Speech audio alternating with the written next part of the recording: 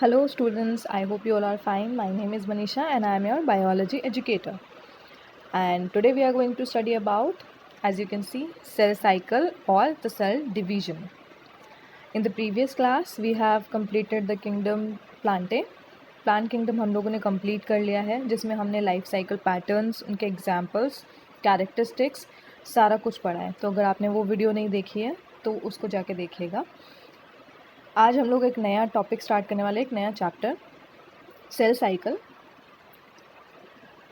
पहले हम समझेंगे सेल साइकिल होता क्या है. The sequence of the events by which a cell duplicates its genome, synthesis the other constituents of the cell and eventually divides into two daughter cells is termed as cell cycle. देखो, अगर cycle किसी चीज़ को हम बोल रहे हैं तो उसमें जो इवेंट है या जो सीक्वेंस है वो रिपीटेड होगा. ये तो आपको समझ में आ रहा होगा.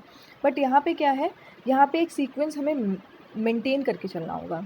जैसे कि if I am writing that 1 2 3 4, मुझे इसको इसी सीक्वेंस में चाहिए. जब हम इंक्रीजिंग नंबर में रखते हैं तो हम पहले 1 रखते हैं, फिर 2 रखते हैं, फिर 3 एंड 4. ऐसा तो नहीं करते हैं 4 रख दिए पहले, फिर 3, फिर 1, फिर 2, है ना. तो वही सेम चीज़ यहाँ पे है. सेल साइकिल में या सेल डिवीज़न में आप जो भी स्टेप्स या जो भी प्रोसेस पढ़ोगे वो एक सीक्वेंस में होगा, जो कि G1, S और G2 फेजेज़ हैं. ठीक है, ये 3 फेजेज़ आपको यहाँ पे पढ़ने को मिलेंगे. बेसिकली आज हम लोग इन्हीं फेजेस के बारे में बात करने वाले हैं. देन उसके बाद हम माइटोटिक डिवीज़न करेंगे एंड देन मियोसिस करेंगे. ठीक है, तो आज के क्लास में हम जो स्टार्टिंग फेजेस होती हैं, ये बेसिकली इसको इंटरफेस कहते हैं, तो वो उसके बारे में हम पढ़ेंगे. यहाँ पे क्या होगा, एक तो कॉन्स्टिट्यूएंट्स जो हैं वो सेल के वो सिंथेसाइज होंगे, डबल होंगे, उनके नंबर में इंक्रीमेंट होगा and duplicate it's genome. Genome उनका जेनेटिक मटेरियल जो है वो डुप्लीकेट होगा. बेसिकली हम डीएनए और आरएनए की बात कर रहे हैं. आरएनए और डीएनए यहाँ पे डुप्लीकेट होगा, उसके कॉन्स्टिट्यूएंट्स भी डुप्लीकेट होंगे एंड सेल के कॉन्स्टिट्यूएंट या सेल ऑर्गेनीलीज जो हैं वो भी डुप्लीकेट होंगे या सिंथेसाइज होंगे. ठीक है, और इवेंचुअली ये सब होने के बाद क्या होगा, 2 डॉटर सेल में सेल डिवाइड हो जाएगा और इसी प्रोसेस को हम क्या बोलते हैं, cell cycle. During the cell division of a cell, DNA replication and cell growth takes place. तो अगर हम एक ब्रॉड टर्म में बात करें तो ब्रॉड टर्म में यहाँ पे क्या होता है, डीएनए का रेप्लिकेशन, यानी कि डीएनए अपने जैसी जो है कॉपीज़ बनाता है, रेप्लिकेट करता है. रेप्लिकेट मतलब एक जैसी कॉपी बनना. ठीक है, कॉपी पेस्ट होना. जैसे हम आपने देखो फोटोस्टेट में हम पेपर डालते हैं, उसमें से एग्जैक्ट कॉपी निकल के आता है, बस वही होता है इसमें. और सेल ग्रोथ जो है वो टेक प्लेस होगा. तो अब अगर हमें किसी चीज़ को डिवाइड करना है तो ऑब्वियसली हमें उसका सेल थोड़ा सा बढ़ाना पड़ेगा, उसका साइज़ थोड़ा हमें बढ़ाना पड़ेगा, तभी हम उसको डिवाइड कर पाएंगे. तो सेल ग्रोथ होगा, सेल साइज़ इंक्रीज़ करेगा एंड इवेंचुअली वो डिवाइड होगा.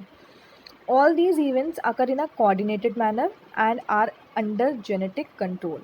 तो ये सारी चीज़ें जो है वो एक कोऑर्डिनेटेड मैनर में होगी. सीक्वेंस मैंने अभी आपको बताया था, जो फेजेस होती हैं वो G1 S G2 होती है और वो ऐसे ही चलती हैं. G1 होगा, देन S आएगा, देन G2 आएगा और उसके बाद डिवीजन होगा. ठीक है, और ये सारी चीज़ें जेनेटिक कंट्रोल के अंडर होती हैं. Phases of cell cycle. Cell cycle में आपको mitotic phase, M phase mitotic phase होता है और इंटरफेज देखने को मिलता है. बेसिकली आज हम इसके बारे में बात नहीं करेंगे, आज हम सिर्फ इस पर फोकस करेंगे. G1 S and G2 phases जो कि कंबाइंडली कहलाती है interphase.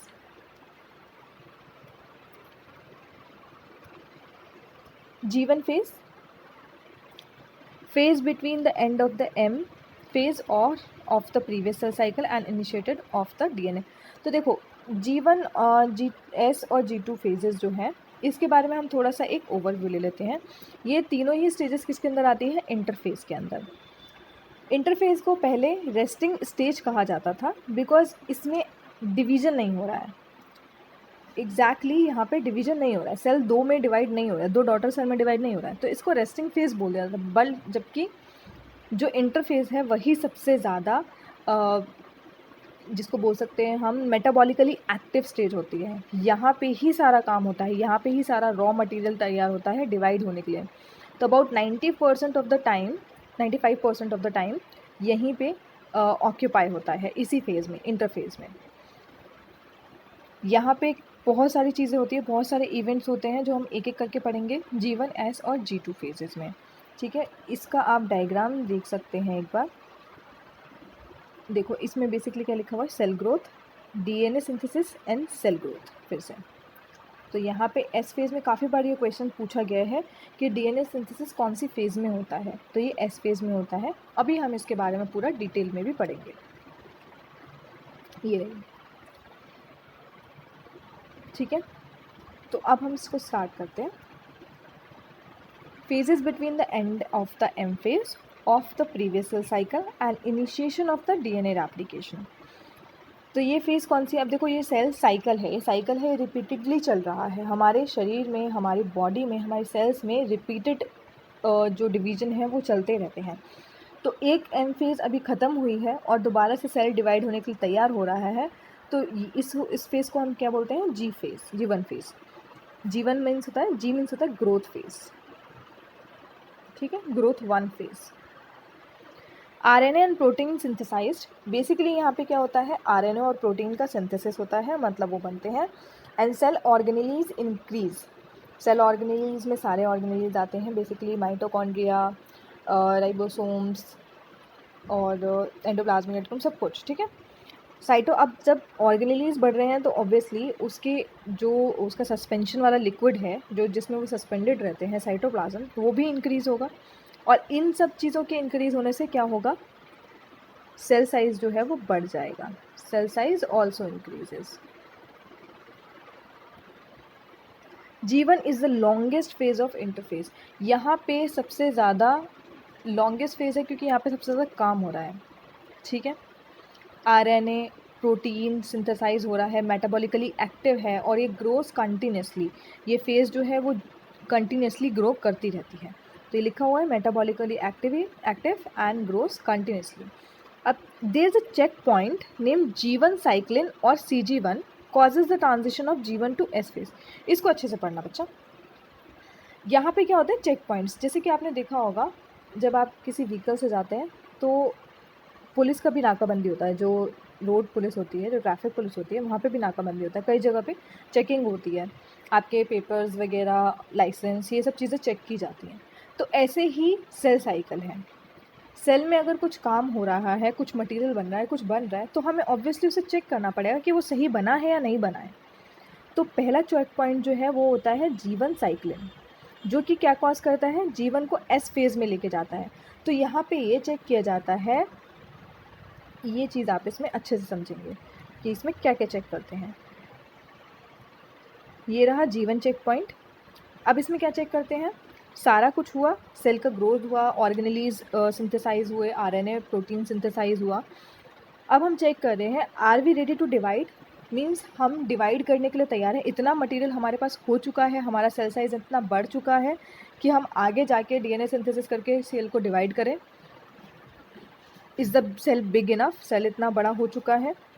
Are there energy, enough energy and other reserves, हमारे पास इनफ एनर्जी है, रिजर्व्स हैं, फूड मटेरियल है जो हम यूज़ कर सकें, जिसको यूटिलाइज़ करके हम डिवाइड कर सकें।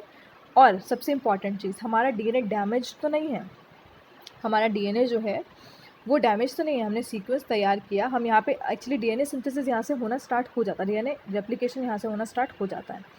तो जो हमने रेप्लिकेट किया है, जो हमने प्रोटीन्स बनाए हैं, वो सही सीक्वेंस में लगे हैं या नहीं, तो ये सारी चीज़ें चेक की जाती हैं। अगर कुछ भी चीज़ गड़बड़ हुआ तो ये यहीं पे रुक जाएगा और जो भी सेल जो है वो ख़राब होगा वो वहाँ से निकल जाएगा, ठीक है। अगर सब कुछ ठीक होता है, सारी चीज़ें ठीक होती हैं, तो सेल आगे की फेज़ में जाता है जो कि है एस फेज़। अब एक चीज़ और यहाँ पे नोट करने वाली है कि ये जो फेजेस के अंदर ट्रांजिशन होता है, G1 से एस फेज़, एस से G2 से माइटोटिक डिवीजन, ये सब किसकी वजह से होता है, एक प्रोटीन होता है जो उनको रेगुलेट करता है, उसको बोलते हैं हम प्रोटीन साइक्लिन्स, ठीक है। और जो कॉज करता है उसको बोलते हैं, जो चेंजेस कॉज करता है, साइक्लिन, एक मिनट थोड़ा सा रब कर देती हूँ मैं इसको, cyclin dependent protein kinase, cyclin dependent protein kinase या CD केज भी बोलते हैं इसको, CD केज। ठीक है, ये जो है ये चेंजेस कॉज करता है सेल साइकिल में। वेरियस फेज जो हैं वो इसी के अंडर कंट्रोल होती हैं। प्रोटीन है साइक्लिन, या जिसको हम बोलते हैं साइक्लिन डिपेंडेंट प्रोटीन काइनेज या CD केज। ठीक है, अब हम आ जाते हैं एस फेज़ में। एस फेज़ जो है ये सिंथेटिक फेज़ होती है, इसीलिए इसको एस फेज़ बोलते हैं।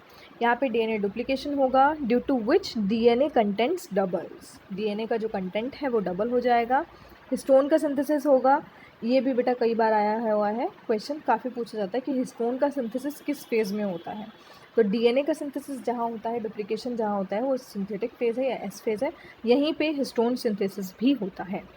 Centriole replication, chromosome replication, however chromosome number does not increase. अगर आपका नंबर 23 पेयर है या 46 है आपका नंबर, तो वो क्रोमोसोम उतने ही रहेंगे। क्रोमोसोम कंटेंट डबल हो रहा है, इसका मतलब ये नहीं होगा कि क्रोमोसोम में आप 46 + 46 कर दो, डबल हो गए वो, तो नहीं, ऐसा नहीं होगा। ठीक है, DNA कंटेंट डबल होगा बिकॉज ऑफ क्रोमैटिड्स टूटेंगे, सिस्टर क्रोमैटिड बनाएंगे, वो मैं अभी आपको बताऊंगी। ठीक है, ये देखो, ये chromatids remain attach to a common point जिसको हम बोलते हैं सेंट्रोमियर। तो DNA का एक सिंगल स्ट्रैंड है जो कि कंडेंस हो जाता है और इस तरह से क्रोमोसोम होता है। ये जहाँ से कनेक्टेड होता है उसको हम बोलते हैं सेंट्रोमियर, जहाँ से ये दोनों इसकी बाजू जो है वो जुड़ी हुई हैं उसको बोलेंगे सेंट्रोमियर। और यही जो होता है ये क्या होती है, क्रोमैटिड्स। जो इसकी आर्म्स हैं ये क्रोमैटिड्स हैं।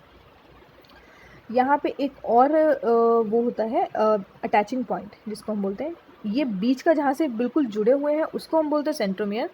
साइड में इसके प्रोटीन की डिस्क टाइप की लगी होती है, डिस्क टाइप की स्ट्रक्चर होता है जिसको हम बोलते हैं काइनेटिक कोर। ठीक है, तो काइनेटिक कोर भी यहाँ पे सिंथेसाइज होता है। तो ये सारी चीज़ें क्या है, एस फेज़ के अंदर हो रही हैं। ठीक है, तो यहाँ पे जो है सारी चीज़ें सिंथेसिस हो रही हैं। सिंथेसिस मीन्स यानी एस फेज़ में DNA डुप्लीकेशन हो रहा है, DNA सिंथेसिस हो रहा है, हिस्टोन सिंथेसिस हो रहा है और काइनेटिक कोर सिंथेसाइज हो रहा है। ये फेज़ बेसिकली इसको कई बुक्स में ये भी बोला गया है, इनविजिबल फेज़ भी बोलते हैं इसको, बट ऐसा कुछ है नहीं है। यहाँ पे भी मेटाबॉलिकली ये भी एक्टिव होती है, बट हाँ जीवन से थोड़े कम होती है ये। उसके बाद एस फेज़ थोड़ा कम टाइम लेती है, फिर G2 और भी कम टाइम लेती है। उसमें बचा कुचा जो भी सिंथेसिस बचा होता है वो होता है। जैसे यहाँ पे सारा कुछ काम हो चुका होता है, G1 फेज़ के बाद साइज़ उतना अटेन कर लेती है, ऑर्गेनेल्स जो है वो बढ़ गए हैं, साइटोप्लाज्म जो है वो इंक्रीज़ हो गया है, यहाँ पे हमारा DNA भी सिंथेसाइज हो चुका है, डुप्लीकेशन हो चुका है, हिस्टोन सिंथेसिस हो चुका है, सेंट्रियोल बन चुके हैं। ठीक है, क्रोमोसोम भी रेप्लिकेट हो गए हैं। तो बेसिकली सारा जो काम है वो G1 H और S फेज़ में हो चुका होता है, जितना मेन इम्पॉर्टेंट काम होता है। उसके बाद आता है G2 फेज़। यहाँ पे क्या होगा, synthesis of DNA stops, because वहाँ पे पूरा कंप्लीट हो जाता है DNA सिंथेसिस और यहाँ पे बनना बंद हो जाता है, जबकि RNA और प्रोटीन जो है वो बनता रहता है। अब हमें जो सेल है वो डिवीजन के लिए तैयार करना है। डिवीजन के लिए तैयार करना है तो आपने जो हमने ये सेंट्रियोल्स बनाए हैं वो दूसरे पोल्स पे पहुंच जाते हैं, ऑपोजिट पोल्स पे। यहाँ पे ट्यूबुलिन प्रोटीन का सिंथेसिस होता है। ट्यूबुलिन प्रोटीन कहाँ होता है, ट्यूबुलिन प्रोटीन जो ये धागे नुमा रचना बनती है, थ्रेड लाइक स्ट्रक्चर जो होते हैं, इसके लिए ज़रूरी होता है। ठीक है, और इन थ्रेड लाइक स्ट्रक्चर को हम बोलते हैं spindle fibres. Spindle fibres, spindle fibres जो होते हैं वो ट्यूबुलिन प्रोटीन के बने होते हैं। It prepares the cell to undergo the division. यहाँ पे क्या होता है, ये पूरी तरह से सेल को प्रिपेयर कर देता है डिवीजन के लिए। ओके, सो इसके बाद अब क्या होगा, देखो यहाँ से हम, क्योंकि हमें डिवीजन कराना है तो अब हम यहाँ पे एक क्विक चेक और करते हैं कि हमने जो भी मटेरियल बनाया है वो ठीक बनाया या नहीं। जो मेजर चेक पॉइंट होता है वो पहले ही आता है, वो यहीं पे आता है जीवन साइक्लिन वाला। जो ये माइनर वाला होता है इसमें हम एक लास्ट चेकअप जिसको बोल सकते हैं कि एक फुल लास्ट टाइम पे हम एक बार चेक करें कि हमारी सारी चीज़ें सही बनी या नहीं, क्योंकि अगर यहाँ से गड़बड़ हुआ तो पूरा फिर सेल ही गड़बड़ हो जाएगा और इसमें फिर बहुत सारे हो सकता है सेल के अंदर म्यूटेशन आ जाए, चेंजेस हो जाएंगे, तो वो सेल को अडाप्ट करना मुश्किल होगा। म्यूटेशन आ गया तो वो फिर दिक्कत वाली बात होगी। अभी यहाँ पे हमें म्यूटेशन नहीं चाहिए, हमें सेल साइकिल को कंटिन्यू करना है, हमें सेल डिवीज़न कराना है, हमें सेल्स बनाने हैं बहुत सारी। तो म्यूटेशन हमारा यहाँ पे कंसर्न नहीं है, तो वो नहीं होना चाहिए। यानी कि जो सीक्वेंसिंग है, जो डीएनए हमने सिंथेसाइज़ किया है, रेप्लिकेट किया है, आरएनए प्रोटीन जो भी हमने बनाया है वो एकदम करेक्ट होना चाहिए। तो यहाँ पे भी एक चेक पॉइंट आता है सेकेंड फेज़ में। अब हम यहाँ पे देख लेते हैं कि हम यहाँ पे क्या क्या चेक करते हैं। G2 चेक पॉइंट होता है ये, did all the chromosomes get replicated correctly, मतलब हमारे जो क्रोमोसोम्स हैं वो ढंग से रेप्लिकेट हुए हैं। ऐसा तो नहीं है किसी में आर्म्स शॉर्ट हो या उसमें सीक्वेंस की गड़बड़ हो, प्रोटीन गड़बड़ हो, तो वो नहीं होना चाहिए। इज़ द डीएनए डैमेज, यहाँ पे भी हम डीएनए को चेक करेंगे कि डीएनए की जो सीक्वेंसिंग है वो सही हुई है या नहीं हुई है। तो ये सारी चीज़ें हम चेक करने के बाद ही सेल को माइटोटिक फेज़ में लेके जाते हैं, अदरवाइज़ वो थोड़े टाइम के लिए अरेस्ट हो जाता है, या फिर जो सेल गड़बड़ है या जिस सेल में ख़राबी है उसको हम डायरेक्टली यहाँ से बाहर निकालते हैं और वो डेड सेल्स होता है। क्योंकि सीक्वेंशियल मैनर में हम पीछे जा ही नहीं सकते, हम बैक गियर ले ही नहीं सकते, हम फॉरवर्ड ही जा सकते हैं।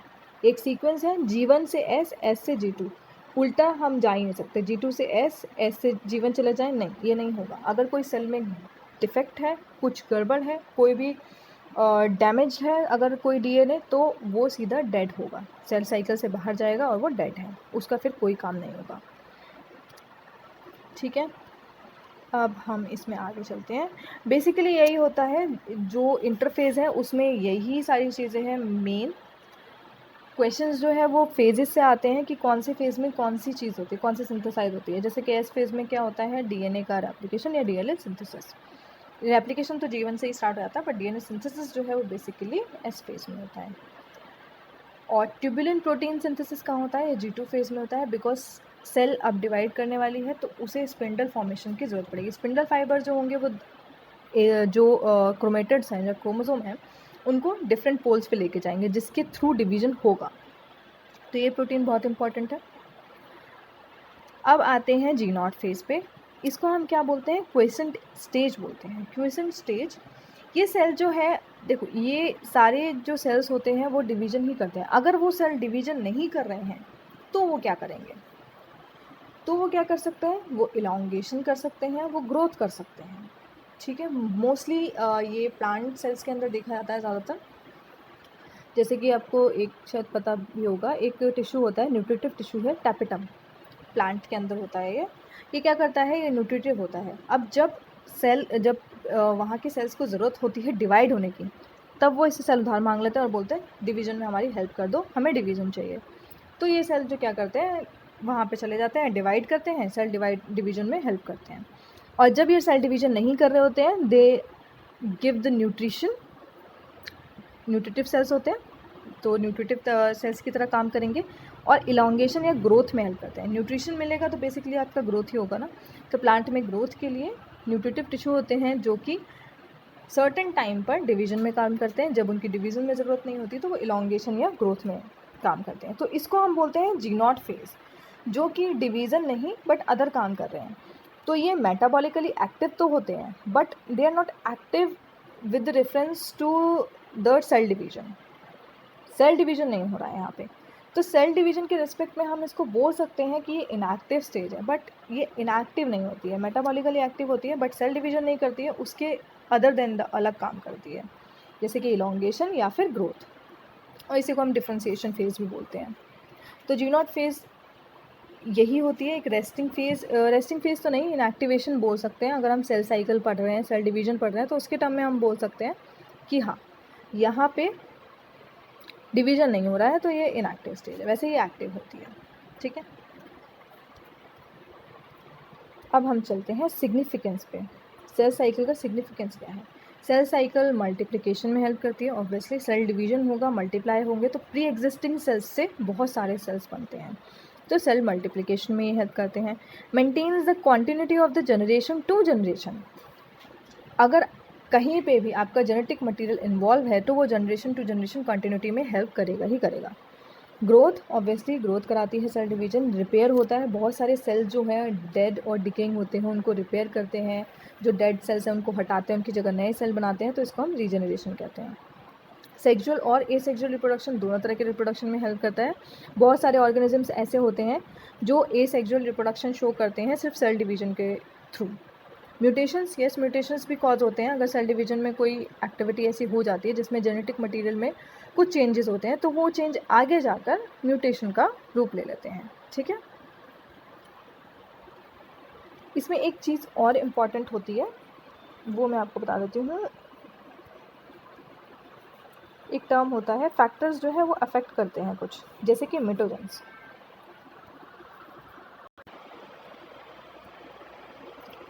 ये हम नेक्स्ट साइड में पढ़ते हैं, factor affecting cell division.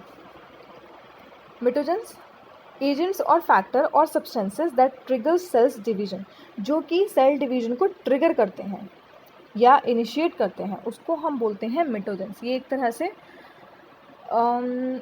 Reaction, जैसे आप कैटलिस्ट समझ सकते हो, कैटलिस्ट जो है वो रिएक्शन को इंक्रीज़ करने का, रिएक्शन रेट को इंक्रीज़ करने का काम करते हैं, वैसे ही ये काम करते हैं, ट्रिगर करते हैं सेल डिवीजन को। इसके अंदर प्लांट मिटोजेंस होते हैं, साइटोकाइनिन और ऑक्सिन, जो कि प्लांट ग्रोथ हार्मोन भी होते हैं।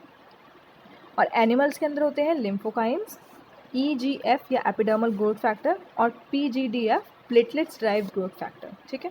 तो ये एनिमल मिटोजेंस होते हैं, इनको याद रखिएगा, क्वेश्चंस फ्रेम हो सकते हैं इनमें से। और प्लांट मिटोजेंस। कैरियोप्लाज्मिक रेशियो जो होता है, कैरियो मीन्स आपको पता चल रहा होगा न्यूक्लियस, और अगर हम प्लाज्मिक की बात करें तो मीन्स कहीं ना कहीं साइटोप्लाज्म। तो इन दोनों का रेशियो जब इंक्रीज़ होता है तब ये भी सेल डिवीजन को स्टिमुलेट करता है, सेल को बढ़ावा देता है कि अब आपको डिवाइड हो जाना चाहिए, क्योंकि हमारा कंटेंट जो है वो बढ़ चुका है, अब हम इस छोटे साइज़ के अंदर एक सेल के अंदर नहीं रह सकते, हमें 2 में डिवाइड कर दो। तो ये भी ट्रिगर करता है। और एक होता है माइटोटिक पॉइजन, जो नेगेटिव इफेक्ट डालता है।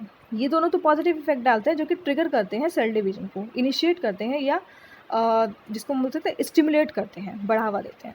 माइटोटिक पॉइजन जो होता है ये एक तरह से रोकता है, जिसके अंदर बहुत ही अच्छा एग्जाम्पल है कॉल्चिसिन।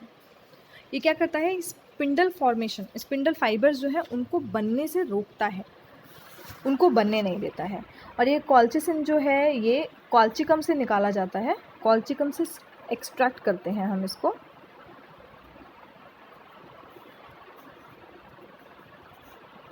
कॉल्चिकम,